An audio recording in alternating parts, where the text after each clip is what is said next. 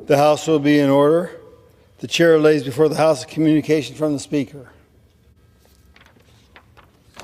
The Speaker's Rooms, Washington, D.C., June 10th, 2025. I hereby appoint the Honorable Paul A. Gosar to act as Speaker pro tempore on this day. Signed, Mike Johnson, Speaker of the House of Representatives. Pursuant to the order of the House of January 3rd, 2025, the chair will now recognize members from the minority leaders for the morning hour debate. The chair will alternate recognition between parties with time equally allocated between the parties and each member other than the majority and the minority leaders and the minority whip limited to 5 minutes. But in no event shall debate continue beyond 11:50 a.m. The chair recognizes the gentlewoman from Washington, Ms. Perez, for 5 minutes. Thank you, Mr. Speaker. I ask unanimous consent to address the House for 5 minutes. Gentlewoman is recognized. I rise today to express my profound and deep gratitude to the Kelso Police Department, the FBI, and Columbia County Sheriff's Office. On May 19th, the FBI Portland Field Office was given a tip that there was a potential threat to the Three Rivers Crossing, a mall located in my district in Kelso. An investigation was immediately launched in coordination with local partners, and law enforcement were able to identify the teenage suspect the next day. During the investigation, law enforcement discovered the suspect had shared heinous, detailed plans for a mass shooting in online chat rooms and had the intent and the means to carry out a horrific attack.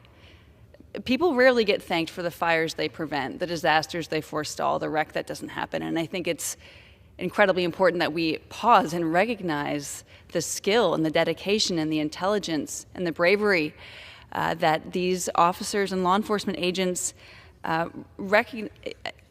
exemplified in preventing what would have been a horrifying event. The families that weren't torn apart, the pain that wasn't caused, the lives that weren't wrecked. We are so grateful for the work and the diligence you represent every day, and thank you for your dedication and work. I think it's also important that we spend time understanding what the root causes of this evil are. The rot of isolation, the impotence of rage, the mental illness, the corrosion of social networks, and how we've gotten to this point where we are. To each officer who worked to keep Southwest Washington safe, from the bottom of my heart, thank you. Families are together today because of your work. Mr. Speaker, I rise today to recognize the recent arrest made by the Thurston County Sheriff's Office in my district. On June 1st, 2 men illegally gained access to Joint Base Lewis McChord in Pierce County. Once inside, they broke into a U.S. Army Ranger operational facility where they were discovered. After assaulting the man who found them with both a hammer and a knife, they fled with about $14,000 worth of stolen military equipment and weapons. After an extensive investigation to identify the 2 assailants, the Army Criminal Investigation Division reached out to Thurston County Sheriff's Office for assistance in executing the arrest warrant. The FBI SWAT team who executed the arrest in Lacey, Washington, found 35 weapons, including rifles and a machine gun, as well as a large amount of Nazi paraphernalia in every room of that home. Both suspects were already involved in Nazi white nationalist efforts. Thank you to the quick work of Thurston Sheriff's Office, the Army, the FBI. Thanks to you, these 2 dangerous men were identified and taken into custody. Thank you to the Thurston County Sheriff's Office for keeping Southwest Washington safe. Thank you, Mr. Speaker. I yield back. The chair recognizes the gentleman from Florida, Mr. Haradopoulos, for 5 minutes.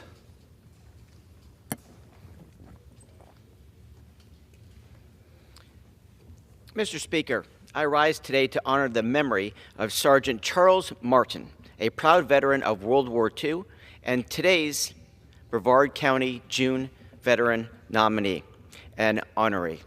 Charles began his service in the Merchant Marine, bravely taking on the dangerous mission of guarding Allied shipping routes from prowling U-boats and Stuka dive bombers. His commitment carried him across the globe from the Atlantic to the shores of Japan. There he took part in the Allied occupation as a member of the 5th Air Force, and in his own words, had the incredible honor of being saluted by General Douglas MacArthur himself. Sergeant Martin was part of the greatest generation, a group of Americans who gave years to defend liberty and defeat tyranny. We owe it to them and to Charles to ensure that their sacrifices are never forgotten. And so today we honor Sergeant Charles Martin, our good friend from Brevard County. And with that, Mr. Speaker, I yield back. Mr. Speaker, I rise today to recognize Ava Hernandez, a recipient of the prestigious 2025 Ray Aviation Scholarship, an honor that will support her journey to earning a private pilot's license. Ava was nominated for this scholarship by the Brevard County Experimental Aircraft Association chapter in appreciation of her love for aviation, constant volunteer work, dedication to flight training, and her stellar academic performance. Ava's passion for aviation grew from her involvement in the 99th Squadron, a Brevard County-based nonprofit organization that exposes middle and high school students to the fundamentals of flight. Ava's commitment to aviation is truly admirable, and I want to thank those who have encouraged youth involvement in the industry, such as the EAA and the 99th Squadron, for shaping the next generation of pilots. Congratulations, Ava, on your accomplishment, an honor well earned. And with that, Mr. Speaker, I yield back. The gentleman yields. The chair recognizes the gentleman from California, Mr. Roe Conifer. 5 minutes. Thank you,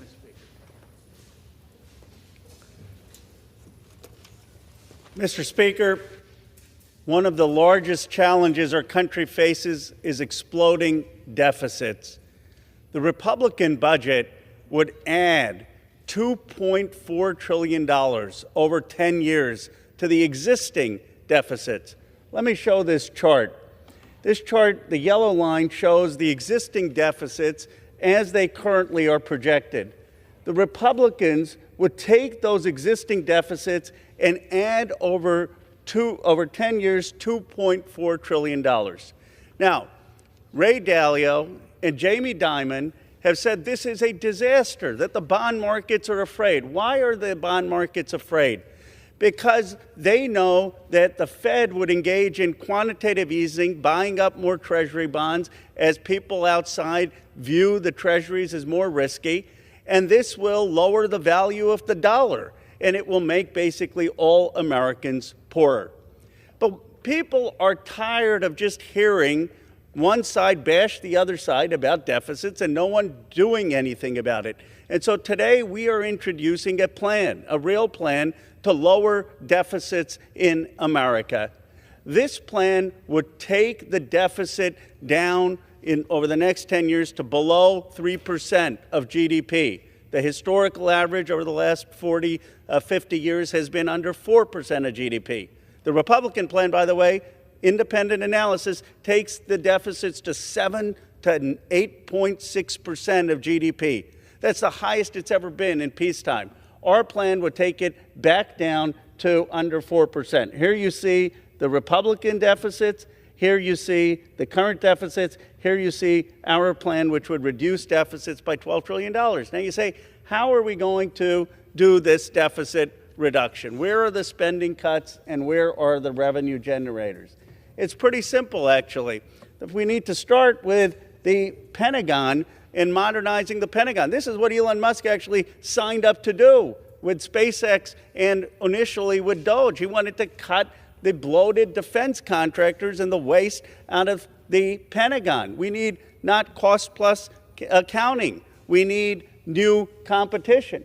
Secondly, we need to go after negotiating big pharma. Medicare should be negotiating drug prices.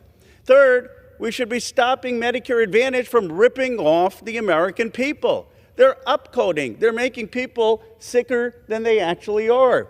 We should make competitive procurement for the government. None of this, by the way, is in the Republican plan. These are the big ticket items that would actually start to reduce the deficit. They always say our side, oh, we're not for spending cuts. Right here, spending cuts. Actual spending cuts of what we can be doing to reduce the deficit. And end fossil fuel subsidies.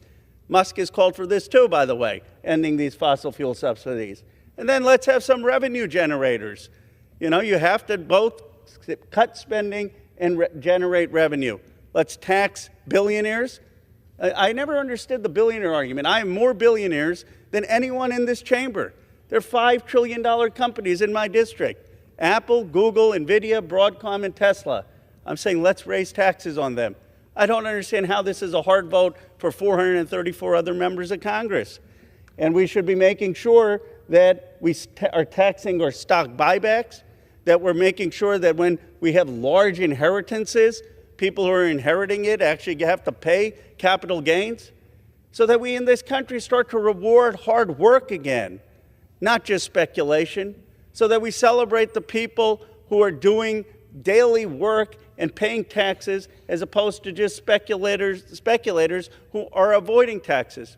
Anyway, this plan would reduce the deficit, reduce debt by $12 trillion over 10 years, and it would also reduce the interest payments on the deficit every year, which would add an extra $2 trillion of savings. Now, I'm not saying this plan is perfect, but here's what I think every member of Congress should do. Propose how you're going to reduce the deficit. Tell the American people how the math works. Every member of Congress owes that to their constituents. If you disagree with me, have your own plan. But here's what I do know. The Republican plan is just going to explode deficits, and it's going to hurt the American economy and make us all poorer. I hope, Mr. Speaker, we can come together in this body to be honest with the American people, to actually have a calculator, to do math, and to propose real plans for deficit reduction. Thank you. Gentleman yields. The chair recognizes the gentleman from Georgia, Mr. Carter, for his 5 minutes.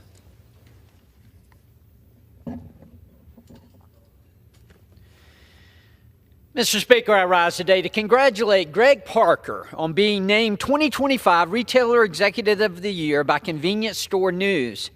Greg, the founder and CEO of Parker's Kitchen, has grown his business from one store in 1976 to his 100th in a grand opening in April of 2025. His brand has become a role model in business, being synonymously described as clean, friendly, profitable, and philanthropic. Greg exhibits the best characteristics of this award. He is a leader, positively impacts his community, and strives for business excellence. He is often recognized for his significant philanthropic efforts, recently donating $20 million to the Savannah Community Foundation. This generous donation is just one of many throughout his successful career. Greg, the 1st District of Georgia, appreciates you and your many years of friendship.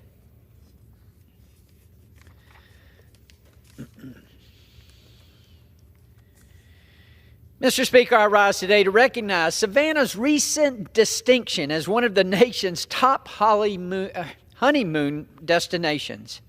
The city was ranked 6th overall, accompanied by renowned areas such as Palm Springs, Napa Valley, and Miami. Savannah's downtown offers visitors a plethora of experiences. The Savannah Historic District offers preserved architecture and museums for history enthusiasts. Broughton Street offers a wide range of shopping options, features a mix of small local shops and a large commercial retailer. If visitors prefer a more relaxing experience, Tybee Island is just 15 minutes away. On Tybee Island, vacationers can enjoy the serene beaches, outdoor activities, and coastal relaxation. Savannah's distinctive blend of cultural richness and coastal beauty makes it an ideal destination for newlyweds.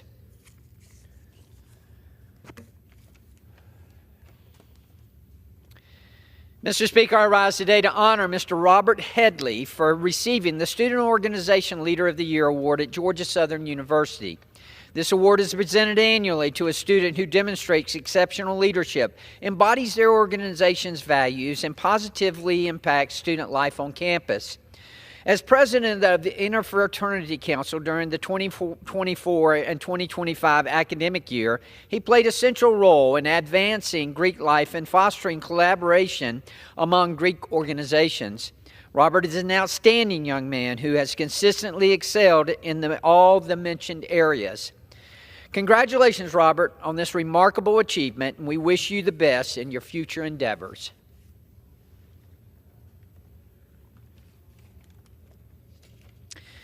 Mr. Speaker, I rise today to honor the late Nicholas Pappas, a distinguished gentleman who devoted more than 30 years to the restaurant scene in Savannah, Georgia. As a longtime owner of the Olympic Cafe, he united locals and tourists with his cherished recipes, exceptional culinary skills, and warm personality. Under his leadership, the restaurant gained significant acclaim, being ranked in the top 10% of restaurants worldwide by TripAdvisor in 2024.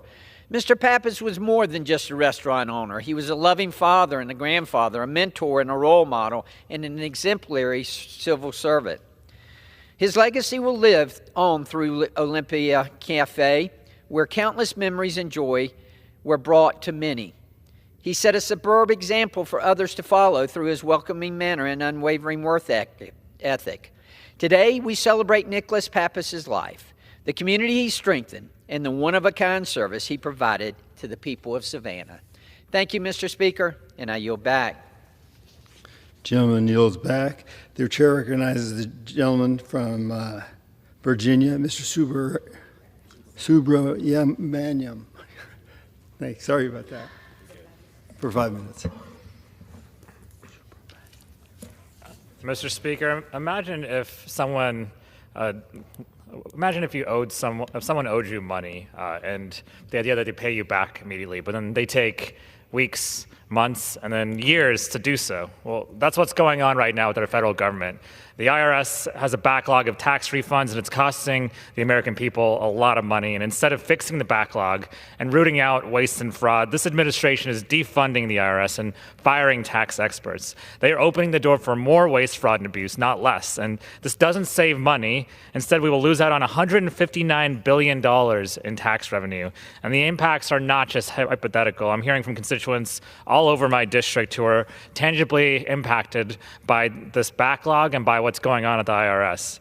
Take a small business in my district who filed for a tax refund. They're owed tens of thousands of dollars, money that's critical to running and growing their business, and now they can't make new investments because they're waiting for their refund. Or another family whose refund has taken years now, and they continue to see delays in getting their money back.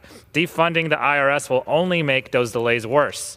And firing the tax watchdogs who prevent corruption will help big corporations dodge taxes left and right. DOGE is enabling tax fraud and making it harder to hold corporations more accountable. And if you want to save taxpayers' money, how about we fix the IRS, not dismantle it? This will save more money than DOGE ever would. Mr. Speaker, many people think that after Elon Musk left his post and is taking shots at the administration that DOGE is over, but that's simply not true. The real architect of DOGE is Russell Vought. Vought is the co-author of Project 2025, the memo that President Trump said he has nothing to do with during the campaign trail. And Vought currently heads the Office of Management and Budget and said himself that he wants to traumatize the federal workforce. And he said, quote, "We want them to not want to go to work. We want their funding to be shut down. We want to put them in trauma." This includes firing hard-to-replace civil servants, scientists, and meteorologists, and intimidating and harassing those who remain in hopes of driving them out of the federal government, despite their expertise that we need to keep our country safe and prosperous. And let's be clear, this is not about making government more efficient. In fact, they want to replace many of these jobs with loyalists, even setting up loyalty tests. They are driving a brain drain in our federal government by choosing loyalty to the president over merit and competence, creating less efficiency and more waste, fraud, and abuse, and opportunities for corruption. Essentially, we have to stop this. And make no mistake, I will fight this every step of the way. Mr. Speaker, I rise to celebrate the new fire station that just opened off of Route 50, Station 7. This new 23,000 square foot facility is replacing the previous fire station that was built in 1971 and will provide a crucial life-saving service to over 6,000 residents, covering over 40 square miles of response area. Station 7 will be staffed around the clock by career and volunteer firefighters and respond to calls of all types, medical, fire, and even wildland support. And the work that these first responders do is critical, and they keep all of us healthy, safe, and protected, putting their lives on the line for the benefit of the community. And as a former volunteer firefighter myself, for the crews operating out of the new Aldi Fire Station, thank you for your service and dedication to our community. Mr. Speaker, the big ugly bill the House passed is actually far worse than we thought for Virginians. A new report shows that the red tape this bill adds to Medicaid eligibility could leave over 400,000 people in Virginia uninsured. That will lead to full ERs, long wait times, and higher insurance premiums for all Virginians. The bill also continues the attack on Virginia's federal workforce by undermining benefits for contractors, veterans, and longtime civil servants. And while Virginians are being squeezed by grocery prices because of tariffs, the cuts to SNAP in this bill will mean tens of thousands of kids and over 35,000 veterans could lose their access to affordable food. I don't think leaving children and veterans without food assistance is beautiful at all. And the truth is, this big, ugly bill is that it will bankrupt future generations by exploding the debt. It'll hurt our economy in Virginia and leave kids and seniors without food and care. I yield back. The gentleman yields. The chair recognizes the gentlewoman from Texas, Ms. De La Cruz, for her 5 minutes. Mr. Speaker, I rise today to congratulate McAllen High School Mariachi Oro for winning their 8th Texas Association of Mariachi Educators State Championship and 10th consecutive UIL State Mariachi Festival Division I sweepstakes. At the start of this year, many of the musicians were brand new to the team, and they were seen as the underdogs to the competition. But through hard work, through dedication and daily practices, they worked together to secure these highly competitive titles. Their vibrant performances capture the spirit of Tejano music and continues to impress audiences nationwide. I am honored to have the students and directors here today to share the culture and the music of the Rio Grande Valley. Congratulations, Mariachi Oro. Your community is so proud of your hard work, your talent, and your dedication. Thank you, and I yield back. The gentlewoman yields back. The chair recognizes the gentlewoman from Oregon, Ms. Hoyle, for 5 minutes. Thank you, Mr. Speaker. I ask unanimous consent to address the House for 5 minutes and to revise and extend my remarks. No objection.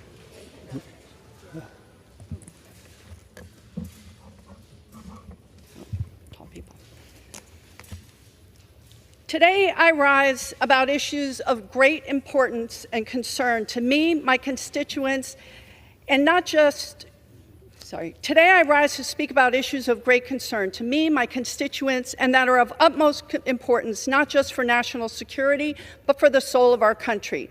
Anti-Semitism is taking unpredictable variety of forms and has deepened anxieties among many American Jews and has contributed to a sense that simply existing in public as a Jewish person is increasingly dangerous. The number of anti-Semitic episodes in the United States in 2023 in the wake of the Hamas attack on Israel was the highest ever recorded in a one-year period, according to the Anti-Defamation League. Dangerous words turn into dangerous action, and Jewish communities simply do not feel safe or supported.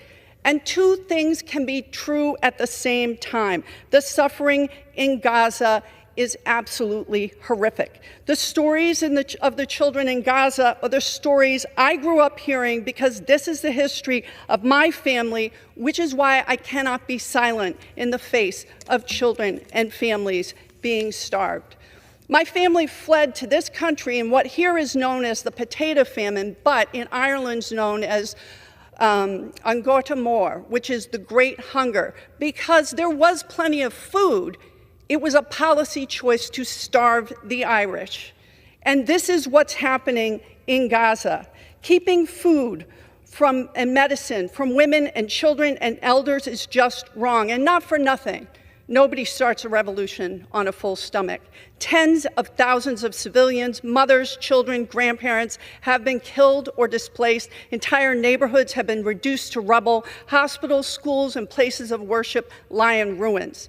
And the American people are watching in horror. And let me be absolutely clear. Hamas's brutal October 7th attack was an atrocity. I condemn it fully and unequivocally. No cause justifies the murder of innocent people or the taking of hostages. Israel has the right to defend itself, but what we're seeing now is not defense, it's devastation. Tens of thousands of Palestinians are dead, the majority of which are women and children. This is not security, it is not peace, it is collective punishment, and it violates international law. At the same time, I want to say just as clearly, there is no place for anti-Semitism anywhere ever. Not in our communities, not in our political discourse, not in our movement for peace. We can and must condemn the horrors of war without feeding hatred. We can mourn Palestinian lives without denying the trauma of the Jewish people. Holding the Jewish community responsible for the actions of the Israeli government is anti-Semitic. However, it is not anti-Semitic to speak out against what is happening in Gaza, and the U.S. is complicit in keeping food, water, and medicine from a starving and traumatized people. The United States has a moral obligation to stand up for human rights, for international law, and for peace. And that means we must press for an immediate and lasting ceasefire. We must demand the release of all hostages. And this isn't about choosing sides. It's about choosing a future where Israelis and Palestinians can live in safety and dignity and peace. And I've heard from thousands of my constituents, Jewish, Muslim, Christian, and secular, who are begging for us to lead with compassion and courage. And this is a moral crossroads for our nation, and history will remember whether we met the moment or shrank from it. Mr. Speaker, let's work to end this war, bring the hostages home, end Hamas's reign of terror, and build a future where no parent, Israeli or Palestinian, has to bury a child because we failed to act. I yield back. Yields. The chair recognizes the gentlewoman from Iowa, Ms. Miller Meeks, for her 5 minutes. Thank you, Mr. Speaker. I rise today to recognize the extraordinary achievement of the Davenport Assumption girls soccer team, who have once again made Iowa history. With a 2-0 victory over the #1 ranked Denver Cyclones, the Knights captured their record-setting 12th Iowa State championship. This win marks their first title since 2021 and is a testament to the perseverance, heart, and teamwork that defines Iowa athletes. Led by senior Drew Dorsey and freshman Ruby Stevens, the Knights showed skill, leadership, and grit on the field. Dorsey scored 1 goal and assisted on the other, setting the tone and sealing the win. From defense to offense, the entire squad played with unity and determination. This moment is more than a victory, it's a legacy. And it speaks to what young women in sports can accomplish when they believe in each other, never give up, and have a level playing field. Congratulations to Coach Elizabeth Moss, the players, and the entire Davenport Assumption community. You've made your sport, your school, and your state proud. Mr. Speaker, I rise today to recognize and honor an exceptional Iowan, Carla Isink, who retired after 29 years of service as the executive director of the Marion County Development Commission. Carla was the very first to hold this role, and for nearly 3 decades, she worked tirelessly to strengthen economic growth, support local businesses, and champion the people of Marion County. From launching the Business Retention and Expansion Program to the Best of Red Rock Awards and the Red Rock Startup Pitch Contest, Carla's leadership left a lasting mark. What stands out most is her deep love for the people she worked with, the partners across Iowa and the local citizens who showed up, rolled up their sleeves, and believed in the future of their community. Carla, on behalf of Marion County, Iowa, and the U.S. House of Representatives, thank you for your extraordinary service. Your legacy will continue to shape Marion County for years to come. Mr. Speaker, I rise today with urgency and determination to address the alarming rise in anti-Semitic violence sweeping across our nation. In recent weeks, 2 young Israeli embassy staffers, Yaron Lischinki and Sarah Milgram, were shot and killed outside the Capitol Jewish Museum here in Washington, D.C., by radical Hamas supporters shouting, "Free Palestine." These 2 young people were soon to be engaged, their future stolen in an instant. In Colorado, a man attacked a peaceful march supporting Israeli hostages with a makeshift flamethrower, injuring 8 innocent people, some in critical condition. Across our college campuses, anti-Semitic incidents have surged by over 80%, with students facing threats, vandalism, and violence simply because of their identity or their support for Israel. Enough is enough. That's why I'm introducing the Commission to Study Acts of Anti-Semitism in the United States, a bipartisan effort to investigate these hateful acts, uncover their root causes, and deliver concrete recommendations to Congress, local communities, and the President on how we can prevent further violence. This is not a partisan issue. It is, however, a moral imperative. No American should live in fear of their faith or their safety. We must stand united in saying anti-Semitism has no place on our campuses, no place in our streets, and no place in the future of this country. I'm committed to ensuring that we act, not just speak, because the time to confront rising hate is now. Mr. Speaker, I rise to celebrate the 250th birthday of the United States Army. As a 24-year Army veteran married to a 30-year Army veteran, this moment hits close to home. For 2.5 centuries, the Army has answered the call. Not for glory, but for country. It is not just the history books or the battlefields that define the Army. It is the people. It is the young men and women from small towns and big cities who raise their hand, lace up their boots, and swear an oath to protect this nation and its values. I've seen what that sacrifice looks like. I've worn the uniform, I've served beside heroes, and I know what it means to be part of something bigger than yourself. The Army isn't just celebrating a birthday. It is marking 250 years of grit, honor, service, and rolling along. Here's to those who came before us, those serving now, and those yet to wear the uniform. Happy birthday to the United States Army. Army strong, always. Mr. Speaker, I'd like to wish a birthday to a very special person, the eldest of 8 children, my brother, Richard Miller. Richard Miller served in the Army, served in the coal mines in Pennsylvania, joined the Secret Service, and guarded 4 presidents during their presidency and Ronald Reagan post-presidency. After retiring from the Secret Service, he then joined the Los Angeles Police Academy, completing a rigorous police academy work, and then served in local law enforcement. Richard, I just want to wish you a very happy birthday. So proud that you're my brother. With that, Mr. Speaker, I yield. The chair recognizes the gentlewoman from California, Ms. Rivas, for 5 minutes. Mr. Speaker, I'm proud to announce California's 29th District's winners of this year's Congressional Art Competition. In 3rd place, from Ulysses S. Grant High School in Valley Glen, we have Daniel Graciano's Whispers of the Woods. Daniel's piece shows a lonely cabin sitting quietly by the water's edge, embraced by towering pines and deep shadows. This ink drawing captures a sense of isolation of nature, where time stands still and every tree tells a story. It's a perfect escape drawn in silence. This piece will be hanging in my district office in Arleta. In 2nd place, from Van Nuys High School, we have Gayan Charian's Forlorn art piece. In this piece, we see a girl sitting alone on a swing. The shadow of herself is her only company. This is an important piece that lets people know loneliness and mental health affects us all.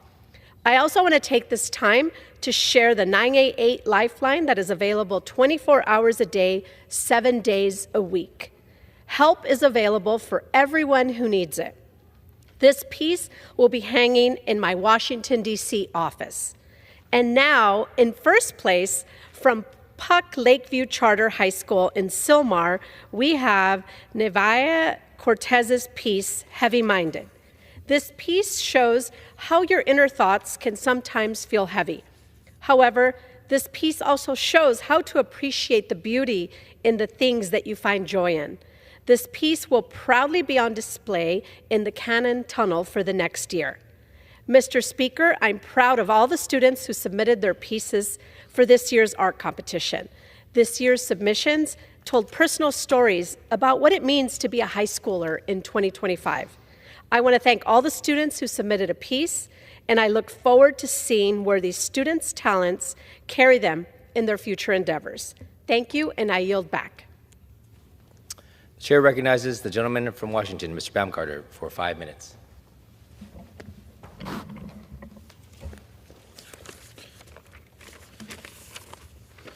Thank you, Mr. Speaker. I rise today to praise the One Big Beautiful Bill and its impact on rural communities. The House took an important step for rural America by passing the One Big Beautiful Bill.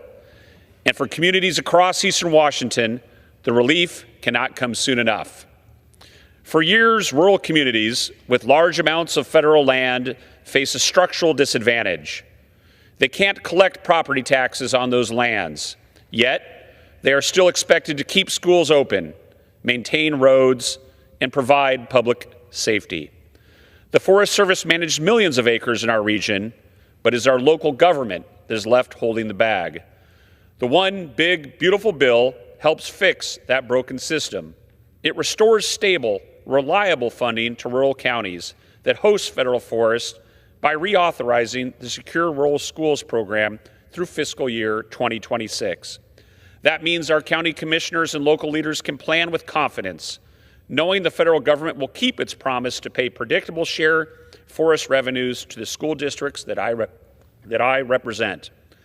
I've heard directly from our county leaders in Asotin, Ferry, Pend Oreille, Stevens, and Walla Walla counties. The uncertainty is real. Some are facing a 40% cut. This puts rural services and teaching jobs at risk. Fortunately, the Big Beautiful Bill delivers the kind of support they need and they deserve. Now it's time for the Senate to act. Let's get it to the President's desk and deliver for rural America. Our communities have waited long enough. Thank you.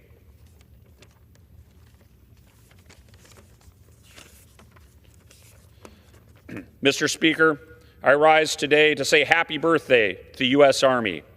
On June 14th, we will celebrate a remarkable milestone, the 250th birthday of the United States Army. For 2.5 centuries, the Army has stood as a pillar of strength, sacrifice, and service. From the earliest days of our nation's founding to today's complex challenges, Army soldiers have defended our freedoms, upheld our values, and protected the American people with unwavering courage. This historic anniversary reminds us of the countless sacrifices made by generations of men and women in uniform, those who have answered the call to serve, often at great personal cost. On this special occasion, we honor their legacy of dedication and resilience that continues to inspire us all. To the brave soldiers past and present, thank you for your service. Happy 250th birthday, U.S. Army. Mr. Speaker, as a proud alumnus of Washington State University, I rise today to celebrate a tremendous achievement that brings national recognition to our state and to one of our leading institutions of higher learning.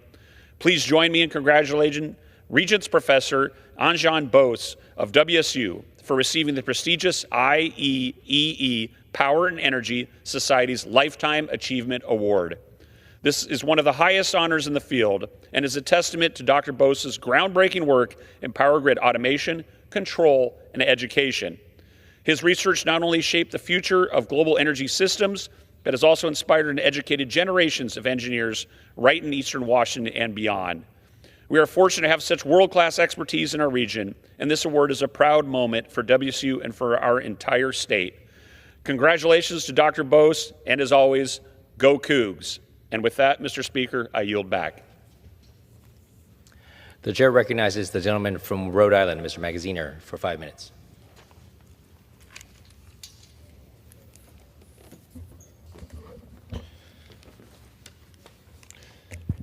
Mr. Speaker, I rise today for the 19th time to call on the Trump administration to restore funding for life-saving food aid for malnourished children.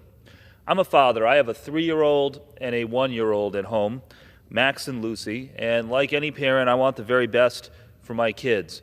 I am so lucky that I do not have to worry about whether they will be fed today or tomorrow. But around the world, malnutrition, starvation, is the #1 cause of death for children. When a child suffers from malnutrition, it stunts their growth. Their organs shut down. For toddlers, like my 3-year-old, they can have their body weight reduced to be as low as an infant's. And when they suffer from extreme malnutrition, they can't be fed traditional food anymore. In order to save their lives and to cure their malnutrition, they need this, Plumpy Nut.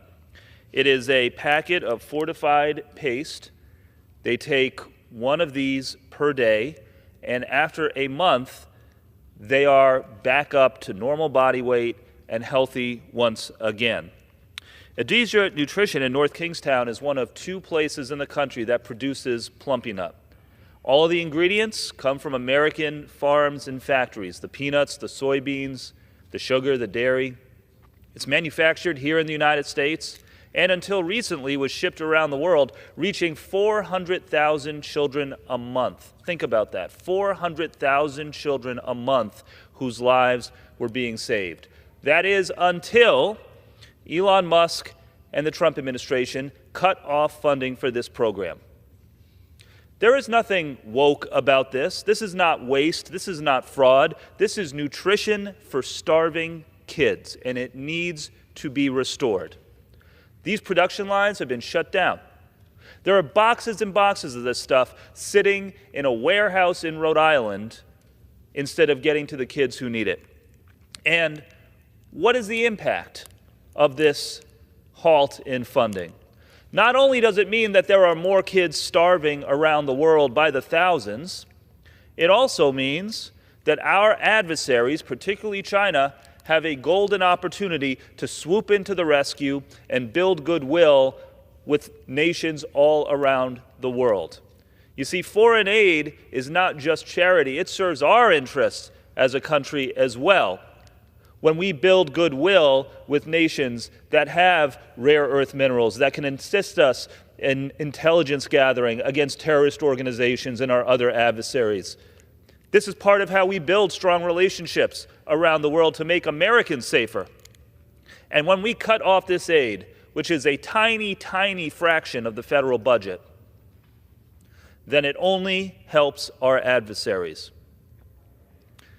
The entire funding for this program was about $80 million a year.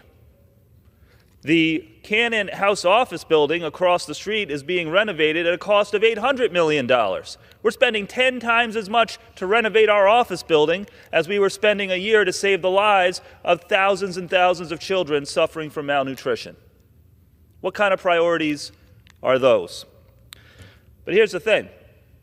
The good news is that Trump administration officials, including Secretary Rubio, have said over and over that they are going to restore funding for this program. They admit that this is not waste or fraud, that this is part of the core mission of what USAID was supposed to be. That's great. So why haven't they sent the money?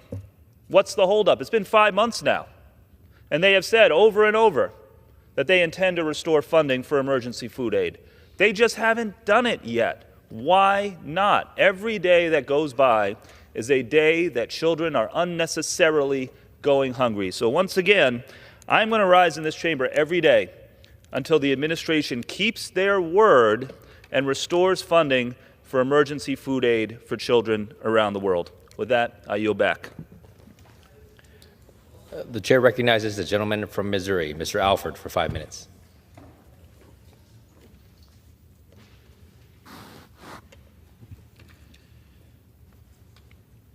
Mr. Speaker, I rise today with a heavy heart to honor the life of Miss Sarah Milgram and to strongly condemn the horrific, heinous, anti-Semitic acts of violence like this one around America. Sarah was just 26. She was a daughter, a sister, a friend, a peacemaker. She was born in the Kansas City area close to Missouri's 4th Congressional District, attended American University here in D.C. Sarah committed her life to building bridges across cultures, faiths, and borders. She worked in Morocco to bring together communities in pursuit of understanding. And she believed deeply in the power of people to choose compassion over hate. Just last month, Sarah was targeted and murdered because of her Jewish faith. This was not just an act of one person, but a brutal and violent attack on our shared humanity. It was an act of anti-Semitic violence. This horrific hate cannot have a home here in the United States of America. I had the opportunity to visit Sarah's father and mother and brother at the Shiva at their home recently. And I assured them that this body is united in ending the anti-Semitic hate in America. It cannot continue. May we honor her memory, not only with our words, but with action, by standing against the anti-Semitism in all of its forms, by protecting our vulnerable communities, and by embracing the values that Sarah embodied each and every day.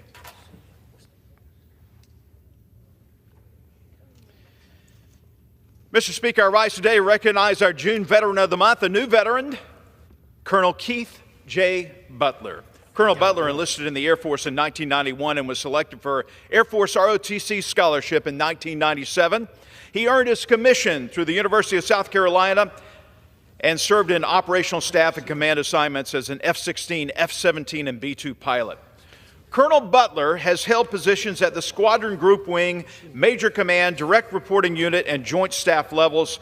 Currently the commander of the 509th Bomb Wing at Whiteman Air Force Base, home of the B-2 stealth bomber, since June of 2023, and he is retiring in just a few weeks. He's flown combat missions and held several other positions all over the world. He's decorated with many awards and is respected by many, and I'm proud to call Colonel Butler a friend. We thank you. Thank you, sir, for your bravery, your service, and your dedication to America. Congratulations on a well-earned retirement, Colonel Butler.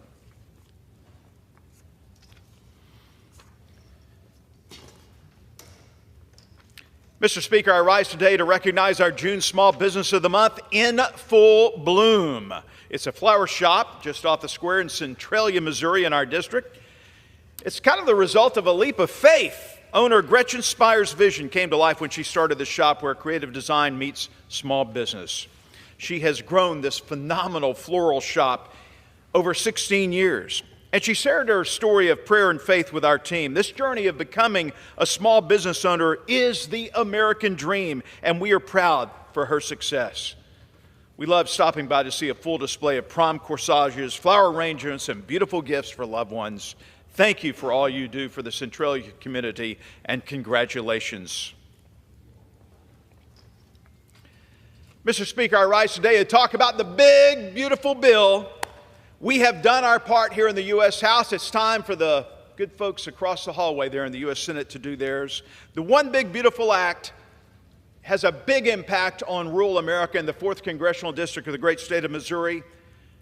Let's talk about the tax provisions. It makes permanent enhanced death tax relief. It makes permanent small business deductions. It extends 100% immediate expensing. It makes permanent double small business expensing. It provides immediate expensing for new manufacturing, production structures in America.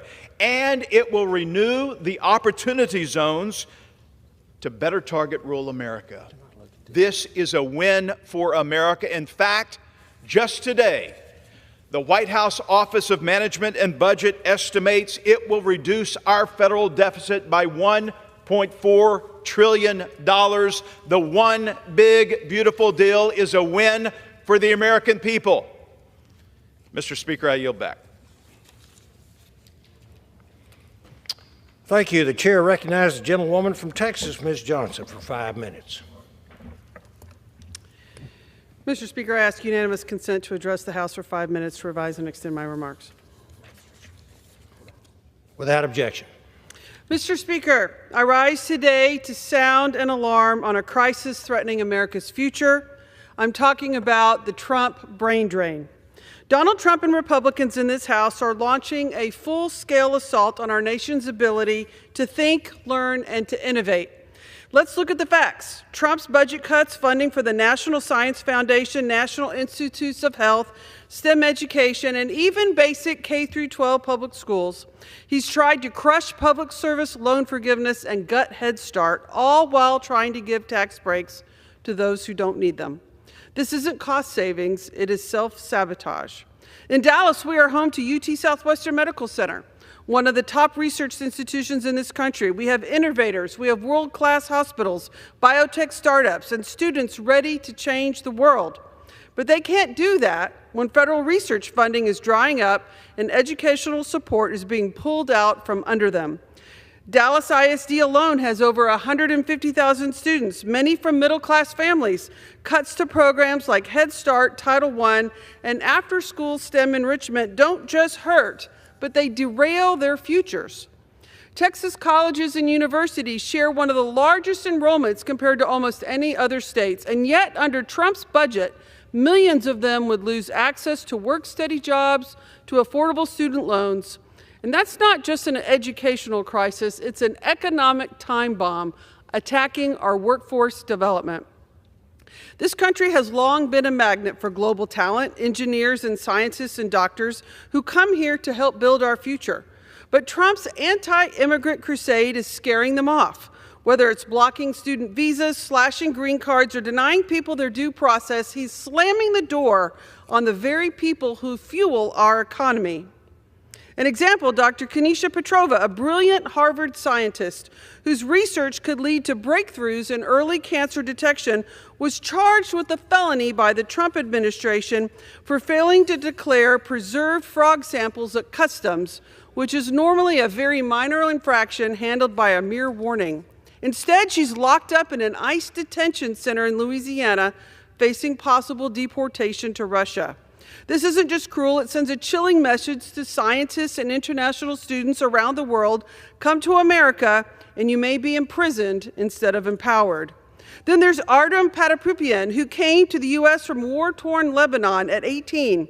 He worked nights delivering pizza to become eligible for the University of California. Years later, with the help of an NIH research grant, he launched a lab making groundbreaking discoveries on how humans touch, and went on to win the Nobel Prize in 2021. But thanks to Trump's cuts to science funding, his federal grant has been frozen. And just like that, China offered to fund his lab for the next 20 years, any city, any university, anywhere he wants. China is winning this war. And that's what countries like China are doing. They're investing in students, in science, and research because they want to win the future, while Trump wants to only tweet about the past and harm American innovation. We should be doubling down on education and innovation. We should be building labs and funding scholarships, not building walls. But here's the truth. You don't make America great again by making Americans dumber. You don't build up the economy by draining it of talent and opportunity. This is not just about spreadsheets and budget lines. It's about real people, students trying to become the first in their family to graduate, young scientists working on the breakthrough. Teachers are trying to give every child to build a chance. Trump's budget doesn't just threaten programs, it threatens progress. So we must fight back. Let's protect our students, support our researchers, and defend the right for everyone to dream big and achieve greatness in the United States of America. And with that, I yield back.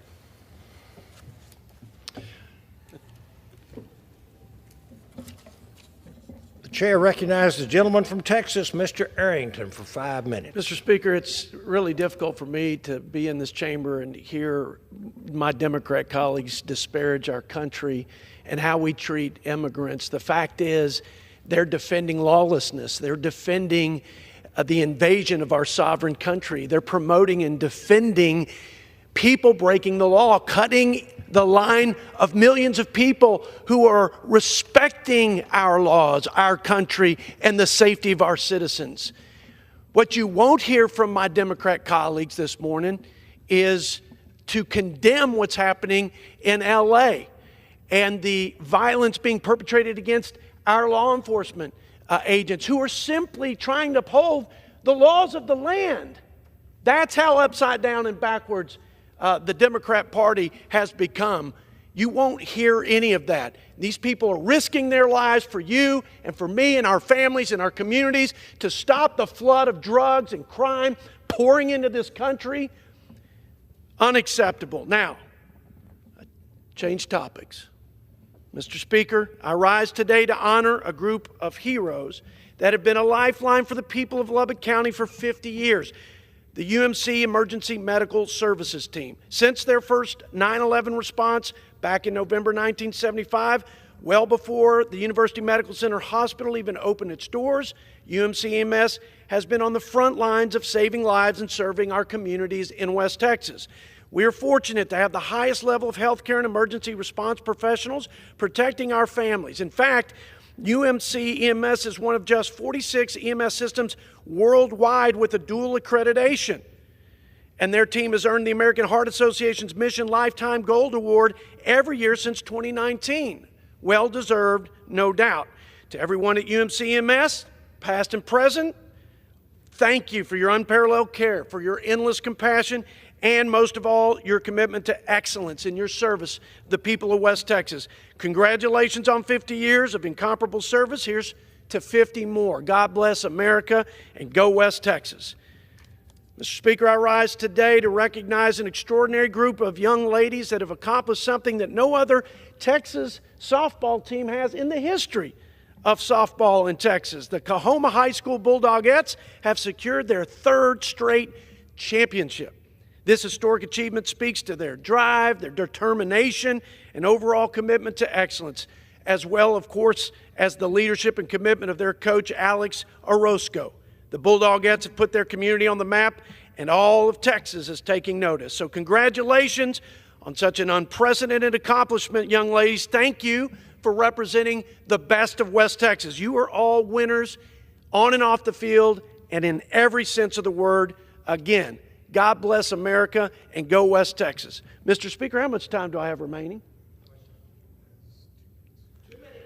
2 minutes. Mr. Speaker, I think I can say a few things in 2 minutes, believe it or not, about some of the comments my colleague Representative Baumgartner said about the Big Beautiful Bill Act and its positive impact on rural America, the heartbeat of this country, the food, fuel, and fiber capital of the world. West Texas, I can tell you, appreciates what's in this big and beautiful bill, and it's more than just stopping a 22% increase in taxes for hardworking Americans who suffered an inflation tax of about 20% over the last 4 years.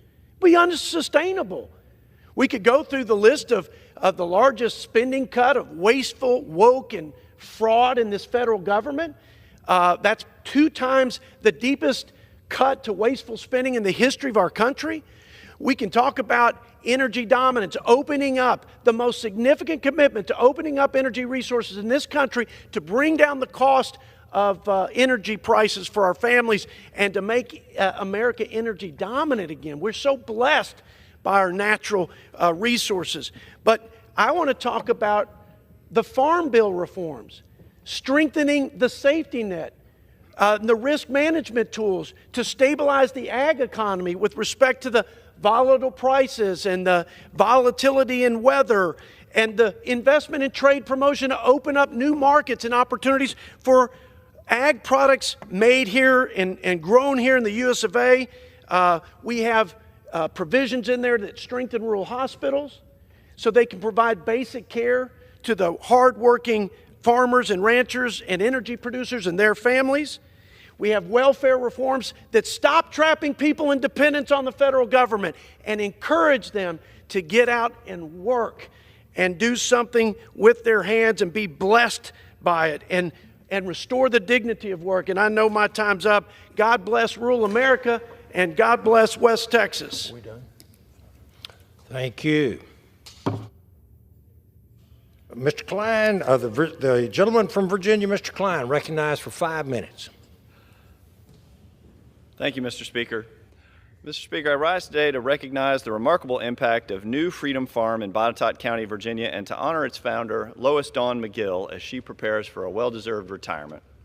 Since 2016, New Freedom Farm has served as a place of healing for veterans, first responders, and rescue animals, offering a sanctuary where pain met purpose and isolation gave way to hope.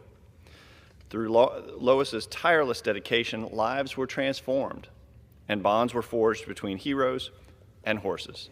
As the farm prepares to close on July 31st, we reflect not with sorrow, but with deep gratitude. The legacy of New Freedom Farm will live on in the hearts it healed and the community it united.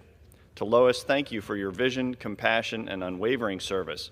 You've left an indelible mark on all you've touched.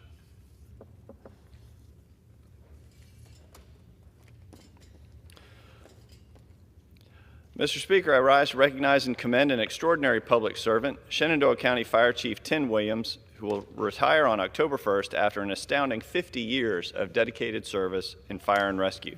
Chief Williams began his journey as a volunteer with the Strasburg Volunteer Fire Department in 1975. He went on to serve 25 years with Fairfax County, ultimately retiring as a captain, and then brought his leadership to Shenandoah County, where he has served since 2005, including the past 9 years as chief. Chief Williams has been a unifying force, skillfully bridging the gap between volunteer companies and career staff. Under his leadership, the department launched a strategic plan that brought all stakeholders together and set a path for the future. His guidance has ensured operational readiness and the expansion of essential services, even as challenges grew more complex. Chief Williams leaves behind a legacy of integrity, collaboration, and tireless dedication. His leadership and his enduring commitment to the safety of our communities. He has truly earned this next chapter in his life.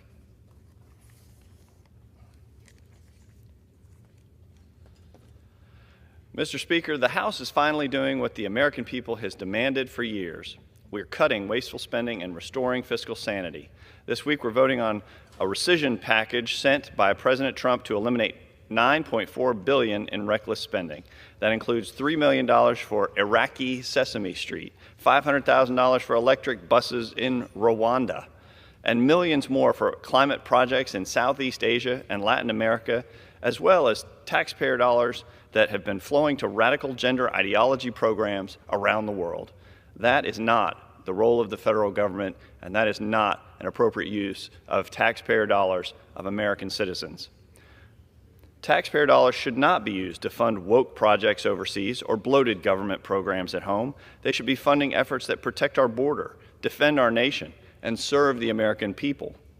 House Republicans promised to root out waste, fraud, and abuse. H.R. 4 keeps that promise and takes a critical step forward toward a leaner, more accountable government. I urge my colleagues to support it, and I yield back.